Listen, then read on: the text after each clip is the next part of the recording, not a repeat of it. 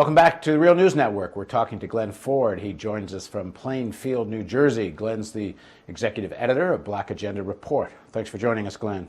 Thank you.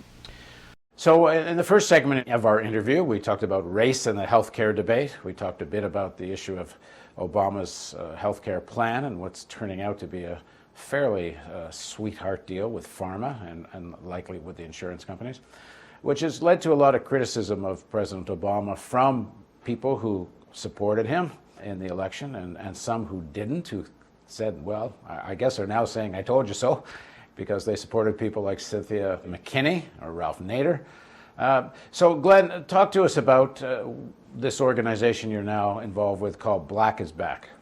On September 12th, individuals and organizations, a group of us, came together to form the Black is Back Coalition for social justice, peace, and reparations. We're going to have our first inaugural rally and march on the White House on November 7th in Washington, D.C. The purpose is quite simple and basic. The Black left has been asleep, comatose, since Barack Obama became a serious consideration for president.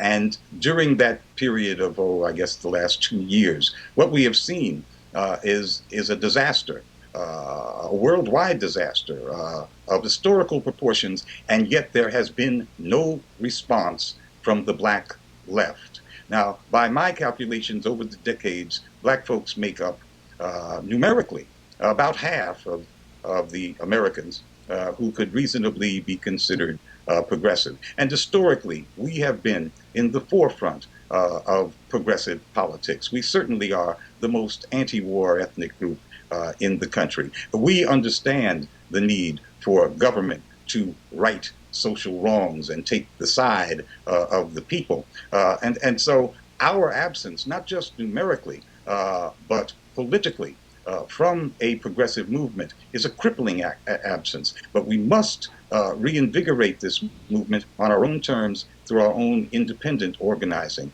And that's what the Black is Back Coalition for Social Justice, Peace, and Reparations is trying to do. So specifically, what type of demands would you be making at the march in November? What are the objectives of the movement?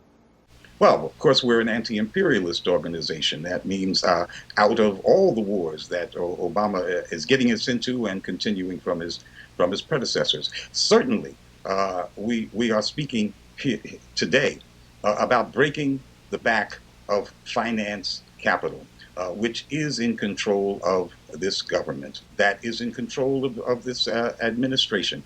Here we have, according to a government inspector general, a government that has dedicated at least $23 trillion to shoring up finance capital in one way or another, through loans, through guarantees, through outright just cash money. This is not only unprecedented, this is a world-churning development. And yet, Black folks, the Black left, has had no very public critique of this, is not engaged in organizing our folk to confront this administration and its pro-banker policies. Nothing is more important than those two goals. Stop these wars and get rid of this rule of the bankers. To what extent are you being heard in African American communities? I know, certainly up until recently at least, it was very difficult to have a critique of President Obama in most African American communities in the United States. It has been.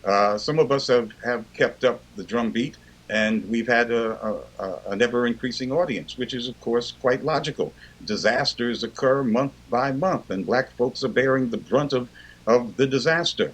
And this reflexive Black loyalty, this deep and abiding desire that this president succeed cannot overcome the real facts of the devastation that is gripping Black America. So, of course, those activists who traditionally have been out front know it's time to get back out front. And we're trying to create a focus for that to happen. The argument you hear most commonly from people within the community, but also people who are kind of in the inner circles of Washington and understand how Washington politics work, at least they think they do, is that he's dealing with a very ingrained systemic power structure.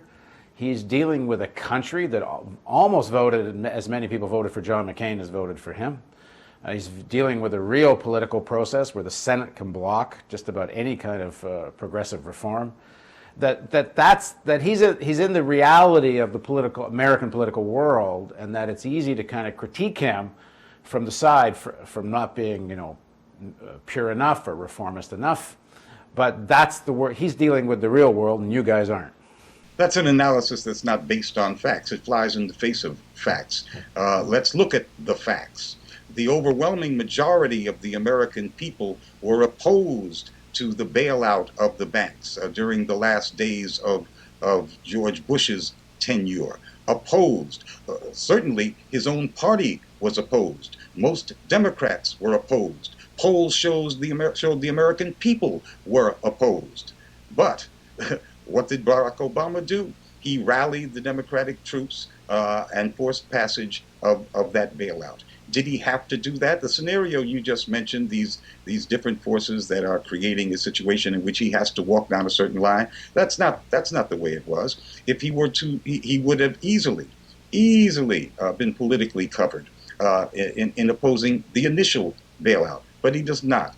He smooths the way for that bailout, and then creates the circumstances as president for an even larger one, and then increases the power of the Federal Reserve to dedicate unlimited amounts of the nation's treasure to propping up the casino that is Wall Street.